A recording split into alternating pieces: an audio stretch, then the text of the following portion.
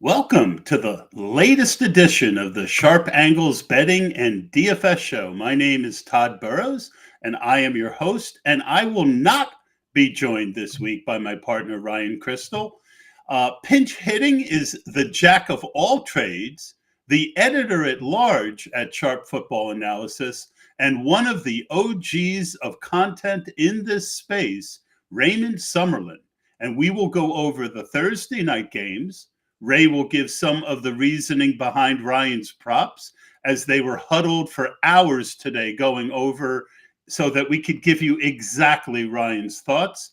And I will give you a lot of my early thoughts for DFS this week, and I'm looking forward to bouncing them off of Ray.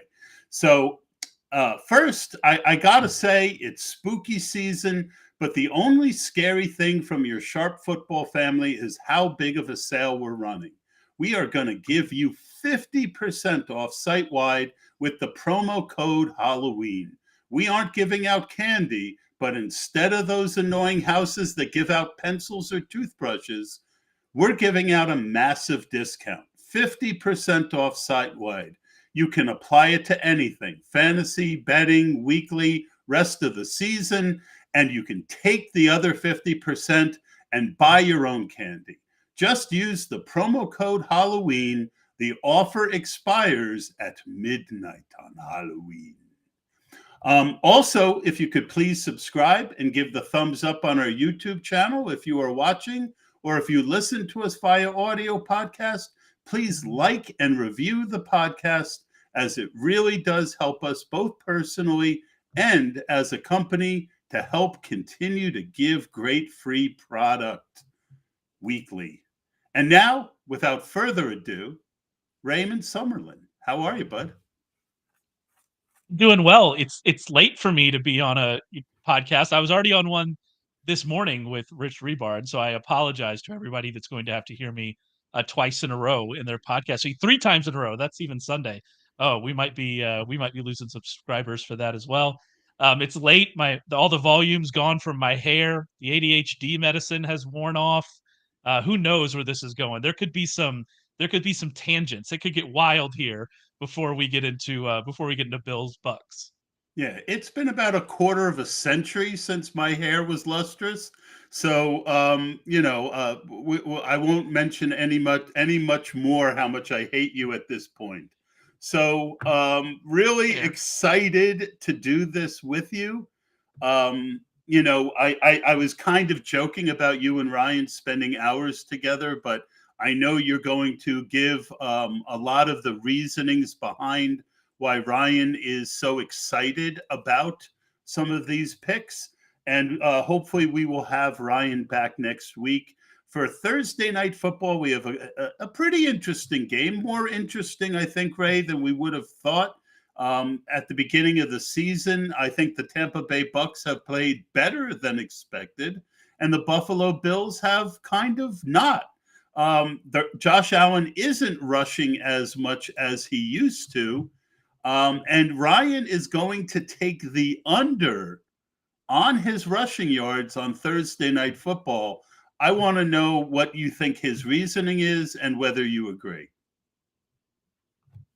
Yeah, it's one of the things about every week I get to read Ryan's prop article. And we don't agree about everything, but it is interesting that we think about and see these props in a very similar way. And so we end up on a lot of the same things. And one of these is Josh Allen rushing yards under. I'm a little upset because I got it earlier in the week off of underdog and I got it for 21 and a half. You can find it right now for 23 and a half, taking the under. And there are a couple of reasons to look at this. First of all, the Bills have not been running Josh Allen on design runs as much as they have in the past. They've only had 2 design run for Allen all season that were not quarterback sneaks. He averaged 2.1 design runs per game last year. We've seen that change. He's not topped 20 rushing yards in a game since week 3. And you look at the, I guess, predicted script, the expected script here, given the a point spread that's now climbed, if I'm looking at it right, to 10 points ahead of kickoff, then you're not expecting this to be a close game, the kind of game where you would think they need to change their approach and really put Allen in harm's way. Perhaps it will be. The Bills defense has been really bad lately, and that's something we can discuss a little bit later. But all of that kind of points to we're not going to see much different from this offense. We're still going to see Allen not being used much in the running game. Perhaps he gets a long scramble. He is that kind of player. He can certainly do that. But I think it's going to take a long scramble for him to really hit this over. Yeah, I mean, I'm going to disagree with you guys. You guys are both better at this than I am, but yet, for the sake of opinion and perhaps argument, Yeah. I think that what's going to happen at some point is that there, and I think the same thing with the Giants, and we discussed this on our conference call this week. You might not want your quarterback to run, but there's no doubt that the Bills' offense has not been as potent as it has been in years past. As the record starts to slip, at what point does Josh Allen go to the coaching staff and say, look, I need to run the ball more? And so we haven't heard any rumors of that, but I got to say that one makes me a little bit nervous. As far as my prop last week, both of my Alvin Kamara props came home for wins. He was over on both rushing and receiving. I thought I would at least get one of the two. I went back and looked, and I got both of them. So I'm 3-2 on the year, and I'm going to go with Rachaad White over 21 and a half yards receiving, Ray. Now, again, keep in mind, I'm not the prop guy, but I like throwing one out every week since we're discussing this. The Bills' defense has a lot of injuries, but they can still get after the passer. And it only takes 2 or 3 catches and breaking one tackle, which admittedly Rachaad White has not been great at so far this year. But I like the over on Rachaad White's 21 and a half. Ray, your thoughts on my prop of the week? Yeah, I thought about that.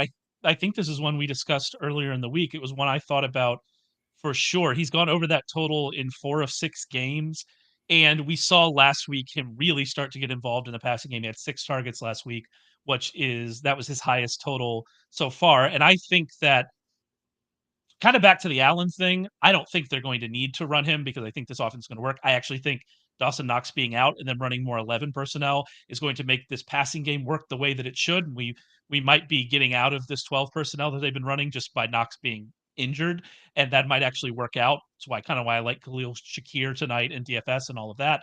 And so I think that the Bills offense is going to get to pass a lot and score a lot, which means I think we're going to see a lot more out of the Bucs passing game. That works for Rachaad White. That's where Rachaad White can actually be good. And it's weird that they have not used him more that way, before. That's where he can be good and can be effective. And I think that you can translate that to maybe an over for Mike Evans, especially given how bad the Bills defense has been without Tre'Davious White against wide receivers. And that's not just this season. That's not a small sample. That goes back to last season as well. You maybe go over on Baker Mayfield passing yards just based on script. And so I think there's a lot you can do with the passing overs and the rushing unders for the Bucs, kind of depending on how you want to play. Yeah, I agree. I missed that part of the conference call, and I remember throwing it out and them saying, we already talked about that. And I'm like, all right, I'll crawl back in my hole now. All right, so typically Ryan and I will pick a winner for the game on Thursday night.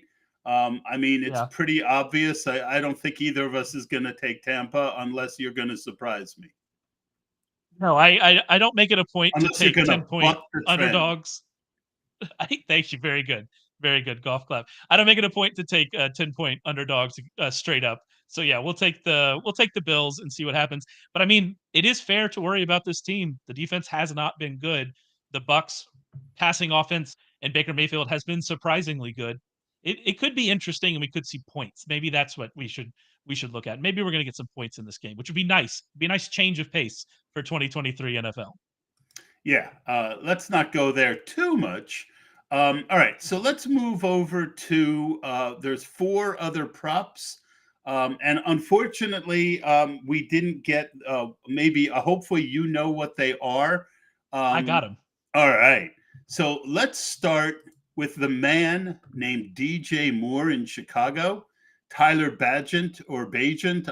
I'm not sure exactly how he I was told Bagent. It's I was told Bajan, so I've been going with that. all right. Well, that dude is going to be throwing at DJ Moore, Yep. and Ryan likes the over on receiving yards. Right. Yeah, I think all the overs for DJ Moore kind of work. He said take the over on receptions, actually 5.5 receptions or higher. But I do think you could look at receiving yards as well. The thing I'll say about, well, first of all, here's the rationale. It's really straightforward. Bajent has thrown 43 passes so far this season. 15 of those have gone to DJ Moore. That is a 34.8% target share. That is an elite target share. Like that is Stephon Diggs target share. That is what we're talking about here.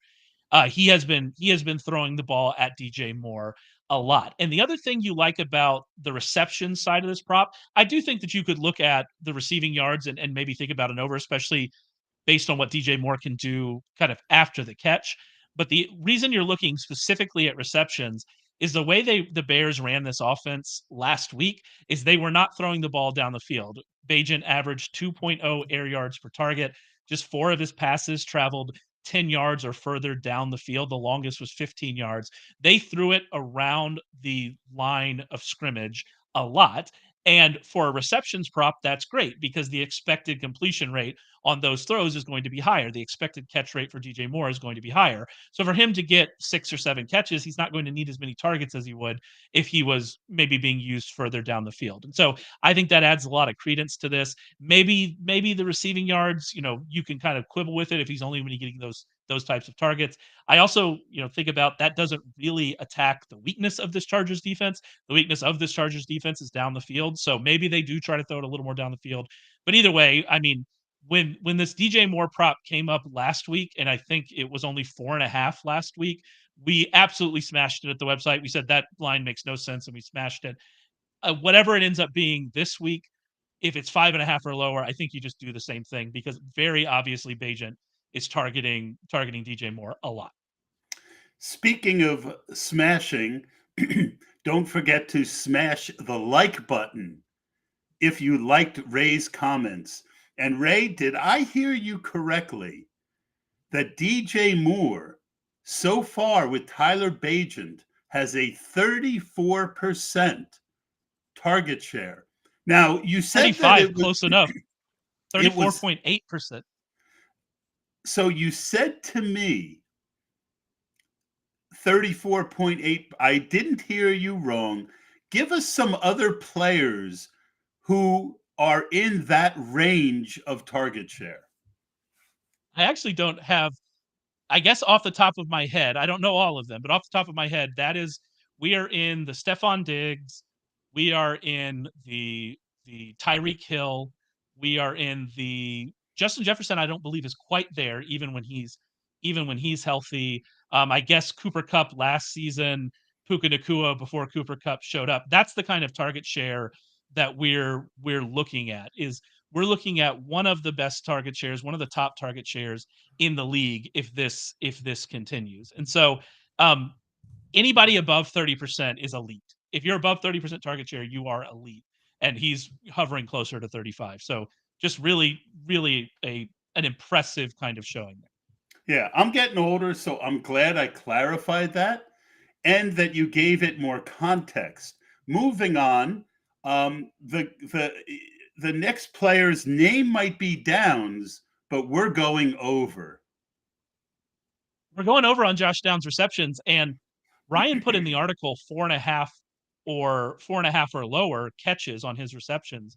And that's because we expected this line to go up. We've been betting this line. I know Ryan's been on this line for several weeks. I bet this line every single week that Gardner Minshew has started. I've bet this line, and the over has hit on Josh Downs receptions.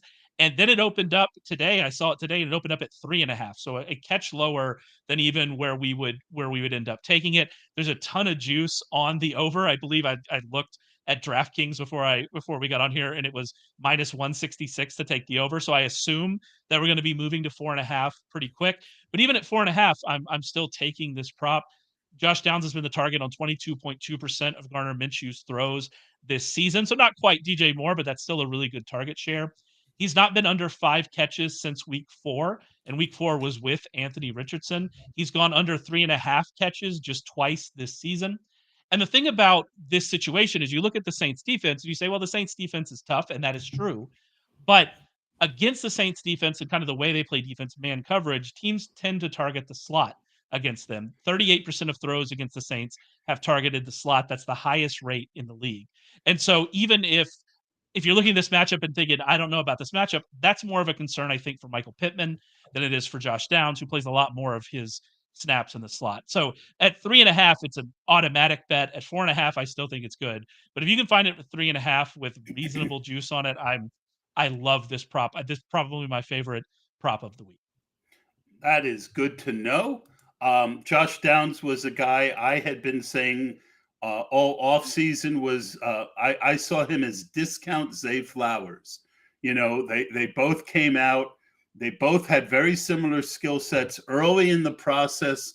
For draft season, they were pretty close, and then somehow they ended up 8 rounds, 10 rounds different. I got a lot of things wrong for best ball this year. Josh Downs ain't one of them. Speaking of things that I'm hoping will happen, because I have some really good season-long teams with this player, Mark Andrews, over. Yeah, over on receptions. Ryan has it as 4.5 receptions or lower to take the over. His rationale is that the Cardinals run a lot of too high. They 58% of their coverage snaps are in too high. That type of coverage invites targets to tight ends, and Mark Andrews is no different. Mark Andrews has a 28% target share against too high coverage this season. Again, was when we're getting close to 30, we're getting close to a really good number there. My concern with this one is the one that I'm looking at and going, I don't know about. So I'm interested in kind of your thoughts on it. My concern with this one is, are we going to get enough volume if this game gets out of hand? We already saw last week when the Ravens just absolutely put it on the Colts that we didn't get that volume. Now, Andrews, I believe, would have gone over this last week anyway, but we saw Lamar Jackson only throw it 27 times. Are we going to see something similar here if the Ravens really, crush the Cardinals? That line, I believe, is 8.5 right now. No, it's up to 9.5 on the road. So they're 9.5 point favorites on the road, which you don't see a ton of. What I will say to that, by the way, is that double-digit home dogs tend to do very good against the spread, or at least historically have. So maybe that's something to think about if you're thinking if this game's going to be close or not. Will we get Kyler Murray back? I don't know. So there's a lot of ifs going into this game. But I think just kind of looking at it, the way it's set up right now and what the spread is, I would be worried about volume. But from a matchup perspective, this is a great matchup for Mark Andrews. Yeah, Sam, I will have Ray. You could see Sam Holdeman ask, great show. Would you please summarize all the picks near the end? I will have Ray summarize them with what we're over and under on so that it can be all in one place for you. Very, very good request. Thank you, Sam, for jumping in. My thoughts on this, and by the way, if you are listening, we love when you have comments, especially if, it's a comment about information that we're talking about, questions about the slate, DFS. Please feel free to jump in, and we love when you guys contribute to the show. So my thoughts is I rock and I roll, but I look like I roll more than I rock. So what we will do is, I will say this. I was thinking of the Kyler factor is kind of I love hidden little upsides. And the fact that Kyler might play definitely could be a hidden little upside. But let me ask you, what is because Mark Andrews is more of a big play guy, I'm more likely to look at Mark Andrews over yards than I am over receptions. What is his yards per catch, if you can look it up, and what is the bet on, and let's look at it mathematically, and maybe we can see where the receiving yards over makes a little bit more sense. So I looked at his receiving yard over while I was kind of taking some notes for this, because I agree with you. That is something that is very interesting to me. If we're worried about volume, but we know that Andrews, especially for a tight end, can create big plays. His yards per reception this year is 12.8, which is right at his career average. And so which is he's right. elite for a tight end. Absolutely, yeah, that is elite for a tight end. Actually, his we don't have his receiving yardage total up yet. I guess that they've taken all of these down now with the Kyler news, but I seem to remember it being somewhere around like 55, 57, something like that. And And the so we're catches was getting at into, the excuse catch me, the catches was at what? 4.5 is kind of what All we're right, so expecting. 4.5, 48, and 6 is 54, 50, so it's right there. I'm much It's right more there. likely in that case to look at the over for the yardage. Let's get to our last one. We always seem to have a yardage under. This week, Brian Robinson is the longest run for him under. What is the prop, and what is Ryan's thoughts and your thoughts as well, Ray? So I love that Ryan is all over these longest run over and unders, and it has been a very profitable. It's one of those things that I believe goes overlooked, and I think the lines are a little bit soft. By the way, if you play on underdog, if you play pick'em on underdog, they do a lot of completion rates as well for quarterbacks, which to me have seemed soft as well. So there's a lot of kind of these interesting bets that make props that make props a little bit more fun than taking the sides. If you're taking the side or you're taking a total, that has been bet by really smart people with lots of money, and that is a very well calibrated line. It's hard to get value on them. Some of these props, especially these lesser used props like longest rush, I think you could start to find some value on him. He likes the longest rush under on Brian Robinson at 11 and a half yards or higher. The way he looks at these and the way he talks about them, and I think it makes a lot of sense, is to get a long run, you need to get yards before contact. Something like 85% of 15-yard runs start with 3 yards, at least 3 yards before contact for running backs. And so if you're looking at a situation where you're not expecting them to get a ton of yards before contact, then you're not going to expect a lot of long runs. And Commanders backs have been contacted at or behind the line of scrimmage 50% of the time. The Eagles are second in the league, allowing just 3.3 yards per carry to running backs. They've been a very, very good run defense. And you look at all of that and you say, okay, the under makes sense, even if we expect Brian Robinson to get a full workload. But the other side of this is we've started to see more of an early down split in Washington between Brian Robinson and between the rookie Chris Rodriguez. Last week, Chris Rodriguez handled 41.2% of the running back carries. He had just one fewer carry than Robinson. And if you look over the past few times that Robinson has been active, he's now gone from 0 carries, 0% of the running back carries, to last week or 2 weeks ago was 23.5% of the running back carries. And last week was 41.2% of the running back carries. This is a trending towards, at best for Brian Robinson, a timeshare. And so if you're giving him fewer opportunities to get this long rush, and he has the issues that he's going to have in this matchup, and I mean, we see the Commanders are happy to drop back and throw a lot and just let Sam Howell take as many sacks as possible. They're happy to do that even in neutral game script. If this game gets away from them with the Eagles, then you're going to expect to do that. There's a lot working against Brian Robinson here if we're expecting him to get longer than a 12-yard run in this game. Yeah, I was glad and sad that you brought up Chris Rodriguez, because if you hadn't, I would have. One thing we've learned is a lot of times we call it the steady drumbeat, right? And Chris Rodriguez has had a pretty steady drumbeat right from the beginning. He's a favorite of Eric Bieniemy's. And I think this actually might be a better bet than Josh Downs, to be honest. Interesting. I really, really like this one.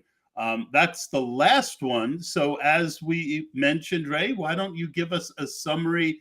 Include the Thursday ones, include mine if you can remember it, and then we'll move on to the DFS section. Yeah, absolutely. I do want to add one thing about that about that drumbeat, that kind of Rodriguez part about it, is if you can notice these trends early, then you can really start to get some value. And the problem is that you're not going to get a ton of like DFS value, which we're going to talk about in a second. You're not going to play Rodriguez, but those are the kind of things you can get a lot of value. And so if you see that those trends, you can get some unders. So not even just the Brian Robinson longest rush under. I think you could play every Brian Robinson under, and you might win all of them this week. And so it's a really interesting situation. But the props that we've talked about here, Josh Allen rush yards under 23.5. I believe you had Rachaad White receiving yards over 21.5 for tonight. DJ Moore receptions over. There's no line here, but anything 5.5 or lower. Josh Down receptions over 3.5 receptions. Hopefully you can get that before it moves to 4.5, because it looks like it's going that way. Mark Andrews reception over, anything 4.5 catches or lower. And then Brian Robinson's longest rush under, anything 11.5 yards or higher. Those are our props. Now let's move on, talk about some DFS. Todd's neck of the woods, the DFS. So what are some of your early thoughts here on the slate, specifically as we look at quarterbacks? How are you viewing quarterbacks this week? What are you kind of looking at? Where are you starting your lineups? Ray, I absolutely will, but I do want to just take a second and remind everyone that it's spooky season. And the only scary thing from Sharp Football Family is how big of a sale we're running. We're going to give you 50% off site-wide with the promo code Halloween. We're not giving out candy, as Ray, alluded to. I certainly know I don't need candy, but if you save 50% on your Sharp subscription for the week, you have plenty of money to go and buy all the candy you want. Just use the promo code Halloween, and remember, the offer expires at midnight on Halloween. So, just a reminder for those who are listening or watching or will listen or watch later, the purpose of this show is to identify early trends in DFS, not to give you plays, right? Because so much can change between now and then. But and to kind of give you some overreaching thoughts that you need to consider. One of the biggest ones this week is going to be, if Brock Purdy sits, Sam Darnold is showing clearly as the best value on the slate. Ownership is showing at 10%, which is fine. But he's 4,300, and I would bet in GPPs by the time we get to Sunday, he's going to end up between 15 and 20%. I think a lot of people are going to want him. You've also got the fact that Debo is out, and that means there's less people that could take the pie. So that's always good. Tight distribution is something you want in DFS. So, and if I play that game and I do decide to go with it, don't forget to bring back a good amount with Joe Burrow. He's continuing to get healthier. Jamar Chase is an elite bring back. T. Higgins has an extra week to get healthy as well. I think that if Joe Burrow stays at his current ownership, he is a very interesting play. Now, on the top end, Jalen Hurts against the Redskins, he's currently at 10% ownership. What? Commanders. Man, we're going back. Oh, shoot. Did I do it again? Against the Commanders, yeah. Yeah, and I do it all the time, by the way. It's hard to get out of that mode when you've called a team one thing for 20 years. It gets stuck in your brain. I've called them the Oakland Raiders probably 7 times already this year. And it's hard to get out of your brain. It has nothing to do with caring about political correctness or not caring about political correctness. It is literally a brain fart. I started watching football in 1969. So that is a long time to have something in my brain. But let's move on to Jalen Hurts, currently at 10% ownership. But the Commanders are a team we want to attack every week. So he's firmly on my radar. Patrick Mahomes, similar pricing, similar ownership right now versus Denver. But to me, Denver's been playing a little bit better lately. I prefer Jalen Hurts if I'm paying up this week. Ray, what's your thoughts on the two of them? I agree with you on who we're looking at. The other thing I'll say about that is we need to remember that Washington gave Philadelphia game. They forced them to overtime. They forced Jalen Hurts to really have to throw, and that was the beginning. I believe that was the beginning of this scorching AJ Brown streak that we're on now. And so, we'll see what they're able to do against this defense. We'll see if maybe that was just a fluke. But maybe we see a little bit more back and forth in that game than we expect. And your point about Denver's defense is good. I mean, the last time the Chiefs played Denver, that was 2 weeks ago, and Mahomes had 306 yards, a touchdown, and an interception. Not great, but not bad. And that's kind of been the story of Mahomes' season. Mahomes has been good this season, but we haven't really seen those spike weeks. We did last week get more of that spike week, but that was the first time we had seen it in a while. It seems like the Chiefs are happy to get a lead and kind of sit on the ball a little bit. Um, I don't know what the real upside here is for Mahomes, especially if Kansas City's defense is as good as we think it is.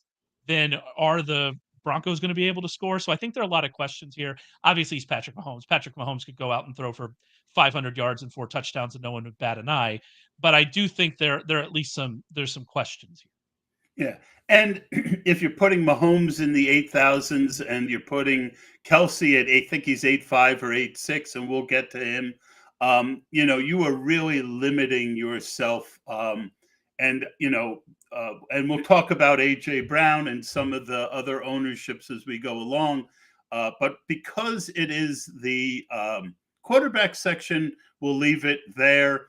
CJ Stroud is up to 6,300, which is going to keep his ownership down, which makes him interesting in GPPs for me. His weapons are very reasonable. And Matt Deutsch is wondering how we think about Bryce Young coming off of, and for me, I'm still not playing Bryce Young. I know he's cheaper.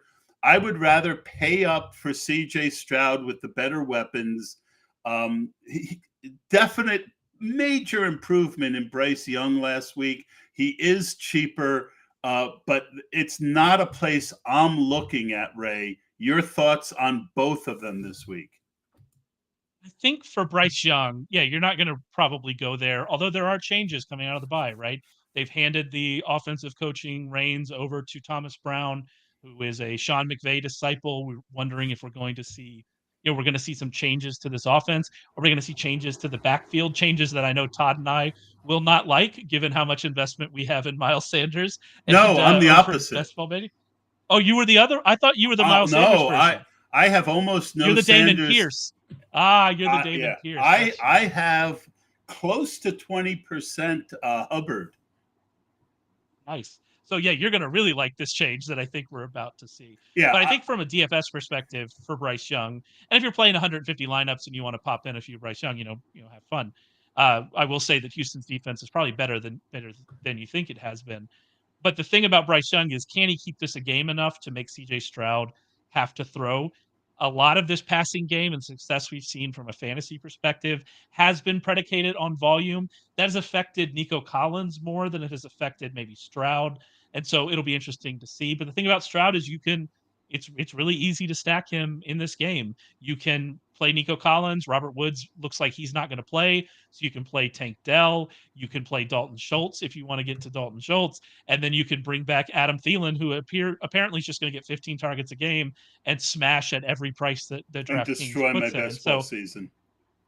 yeah. So like there are lots of options here. The one concern I would have, and I love Stroud, the one concern I would have is just about are is there going to be enough pushback for you to really hit that ceiling you need in bigger tournaments? And that would be my one Yeah, concern. I like him, but he has to be really low owned. I got two more in quarterback. One is the ugly play of the year, which is Derek Carr against Indianapolis. Carr, I mean, he's never been a ceiling guy. Olave got arrested this week for speeding. but the Colts are the opposite of the immovable object. And, I think, the way you win money at DFS with it being so top heavy is to play guys that you don't want to play against teams that most people want to play against. And then the last one I'll throw out, Ray, and I'll get your thoughts before we move on, is right now Tua Tagovailoa, 2.5% ownership. He is not showing as a great value. We found out today that Tyreek Hill will be playing. I think that people are going to be very hesitant playing in the injured Tyreek Hill with Tua, with how many other good expensive options there are at quarterback. Anytime I can get that Dolphins team at low ownership, I am going to be way over. Your thoughts on my ugliest play of the season and the Dolphins?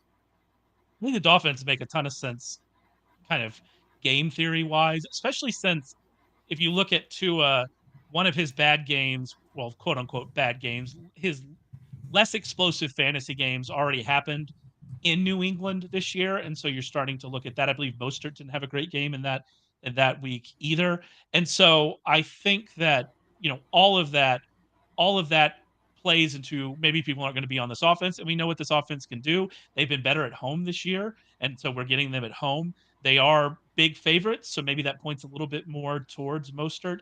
But I do think there's a lot of opportunity here with Derek Carr. What's really interesting about Derek Carr is, first of all, he has 8 career 50 attempt games in his entire NFL career.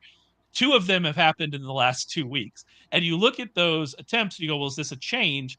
Their pass rate has been exactly as expected. So it's not like they've shifted heavily to the pass or anything like that. They're not, the Chiefs or the Buffalo Bills. It's just kind of been a game script thing. And so the question becomes, are we going to see a similar game script? And if you look at what the Colts have been doing, the Colts are play fast pace and they force fast pace out of the teams that they're playing. And so maybe we have an opportunity here for Carr to maybe not get to 50, but maybe he gets to 40 to 45 passes. He's going to get Olave involved to get Olave a lot of targets. So yeah, there's an interesting path here for Derek Carr. You worry about the ceiling because they cannot score in the red zone. They do not score red zone touchdowns. He cannot throw a touchdown in the red zone. But I think that's an interesting spot for him for sure. What about running back? Kind of where are we in running backs? What are you kind of looking at? All right. So at running back, right now, Breece Hall is the best value at 5,900 and has the mid 20s ownership to match that. Great No-brainer. look. Yeah. But the Giants' D has not been good against the run, so he's firmly on my radar for an even weight or over position. My one hesitancy is I think game is going to be low scoring. So as with everything on a Thursday, you're going to have to monitor that. Tony Pollard and Alvin Kamara are the next two values, but both are over 7K. And I got to say, as much as I love Tony Pollard, the Cowboys have not been putting him in space where he was most effective last year. Ray, you're from Texas. Your thoughts on fading the Astros? I'm sorry. I mean, the Yeah, we still got 2 of them back here. We're fine. I was going to say, I was going to say what happened to the third one, and then I think it was something to do with Ted Cruz, and anyway, your thoughts on Pollard? So with Pollard, we haven't seen a ton of normal game script from the Cowboys. There've been a lot of blowouts either way with this team. And we did get that with the Chargers. I believe Rich Rebar had the stat that the Chargers game before the bye was the first time the Cowboys had run an offensive snap with a game within 7 points in the second half this season. And so it had been a very odd start to their season, kind of from a script perspective. Are we going to see that again this week? I think the Rams are pretty good. I don't think they're a great team, but they're definitely a mid-pack team. So I think we're going to see a more competitive game. And against the Chargers, Tony Pollard had 87.5% of the running back or the backfield touches. And so if that game is going to be kind of more of a normal script game, Pollard's going to get a lot of touches. And your point is the real one. It is the real question. are we going to see Pollard get back to the big play ways that he had been before this season, and even on increased volume before this season? The volume's not the issue. The issue is that they're not getting him in the right positions to have these big plays. It's an issue for the entire offense. The entire offense isn't creating big plays. And so the Rams are a good matchup. They allow 1.35 yards before contact, which, as we discussed with the props, that's the way you get big runs. So I think that there's some opportunity here. I think in general, people are soured on Tony Pollard, and I think there's some opportunity here in this matchup for him to especially at this price, could maybe be a little bit under rostered and meet a. I'm definitely going to be overweight on Tony Pollard this week. Yeah, I'm going to go the other way with 20% ownership right now. But if that changes, my thoughts might change. If you told me at any point this year that I could get Bijan Robinson at 6K, and thanks to the foolishness that is Arthur Smith, he is. And right now he's at 20% ownership. I know Arthur Smith hates our fantasy teams, but I like Bijan at that price, and I think Arthur Smith is dumb but not stupid, and I think it would be stupid not to give Bijan a good workload this week.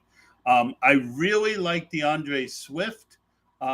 If the Eagles' passing offense is going to be heavily owned, right now we're not seeing a lot of ownership on Swift.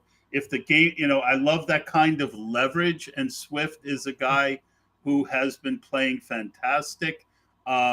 Two other names I'll throw out there. Jonathan Taylor is starting to get ramped up.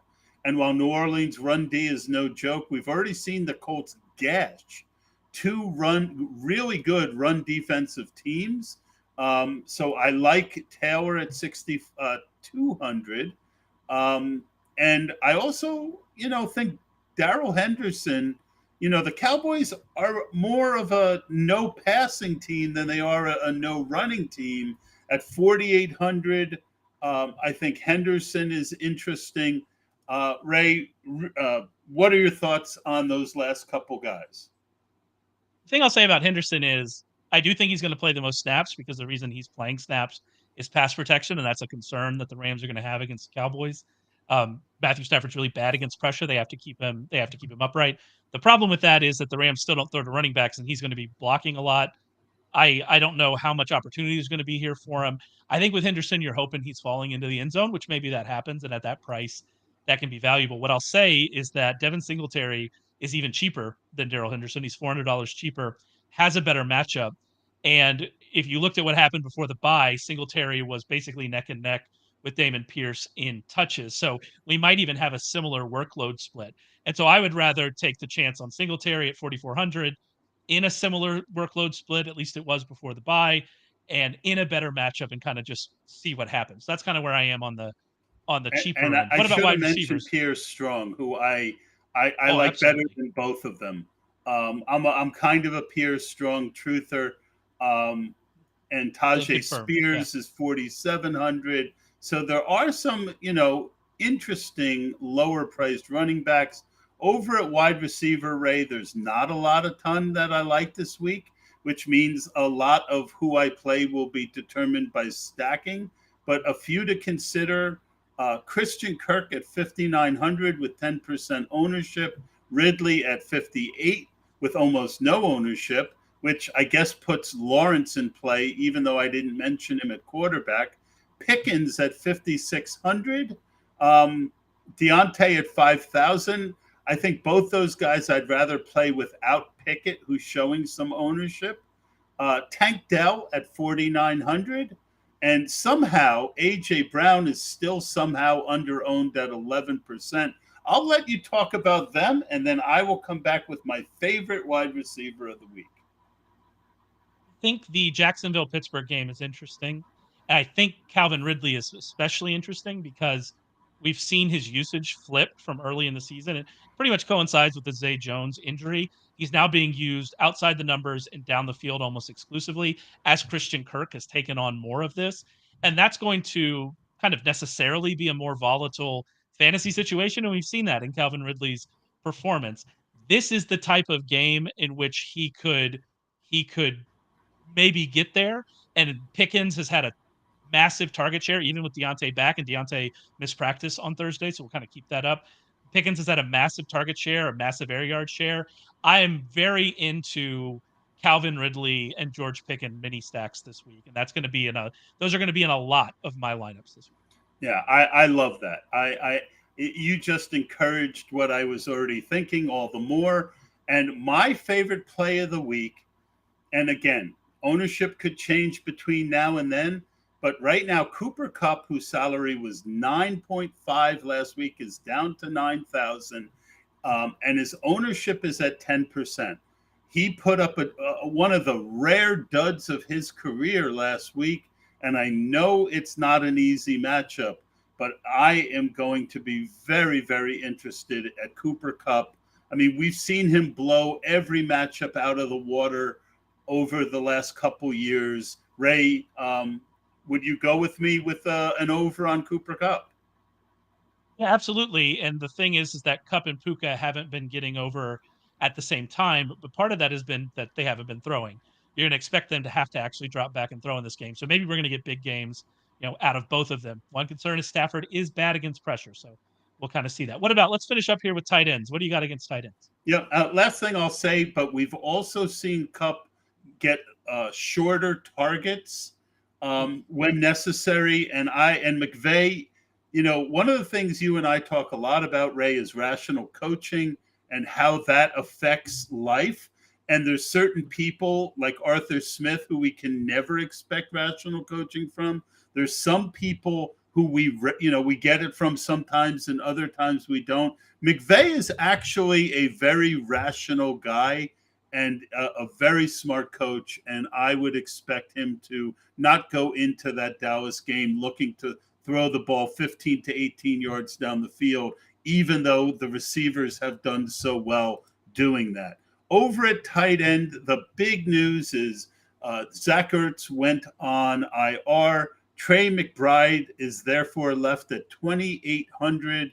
I love the player, but I just have like almost a religious conviction against playing cheap tight ends when they're 25 to 30% owned. You would have saved yourself a tremendous amount of money historically if you followed that rule. But I do agree it's a better spot than most of the places.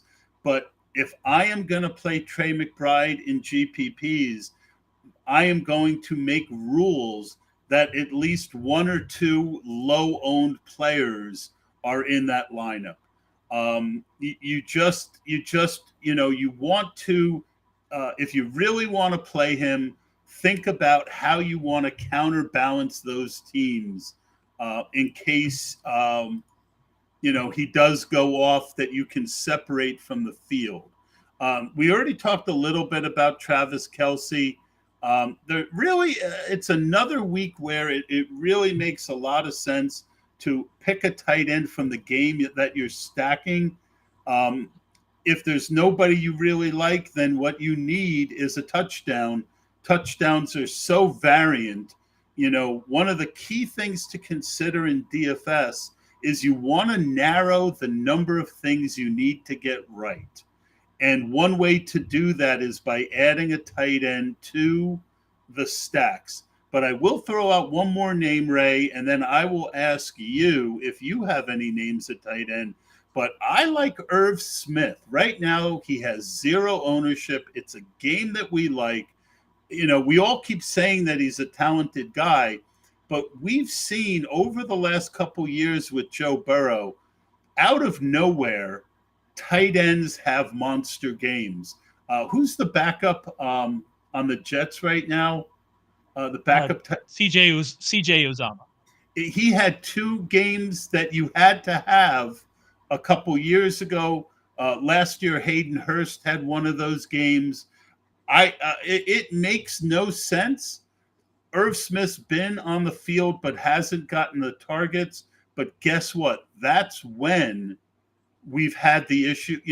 All of a sudden he goes off. That's my thoughts on the tight end position, Ray, and I'll give you the final word. I think your call on Trey McBride is good. And I think the other part of it is, I mean, his expected target share at that price, you just have to have exposure. It is what it is. But the Ravens have absolutely mauled opposing tight ends, giving up 4.7 yards per target, which is the second best, giving up 0 touchdowns to tight ends. They give up the fewest fantasy points per game to tight ends. This is not a good spot for him, even if the target share is going to be there. And so that's something to think about. We didn't get it on Monday night, but I'm interested if we're going to see a George Kittle spike week. It was a fine week for George Kittle, but his stats with Deebo Samuel or Brandon Ayuk, either one off, he gets closer to the mid 20s in target share and closer to the mid 20s in targets per route run. And if that is where we're going to get George Kittle, and if we're going to get an opportunity for multiple touchdowns as we have every week with George Kittle, I'm gonna be very interested in George Kittle this week. I love that. I think that's a great idea. I probably should have thrown it in myself, but at least I left it open for you, Ray. Ray, I was so glad that you were able to join me this week. I've always wanted to do, I mean, we kind of sort of did a show together that you finished the show on, in a sick bed. Deathly ill. Exactly. Yeah, I normally only have that effect on women, but anyway, I really appreciate you pinch hitting for Ryan this week. Remember, anything on our site, 50% off. Use the code Halloween. It ends on Halloween. And that's enough of scaring you for this week. And Ryan and I hopefully will be back together next week. Thanks for joining us.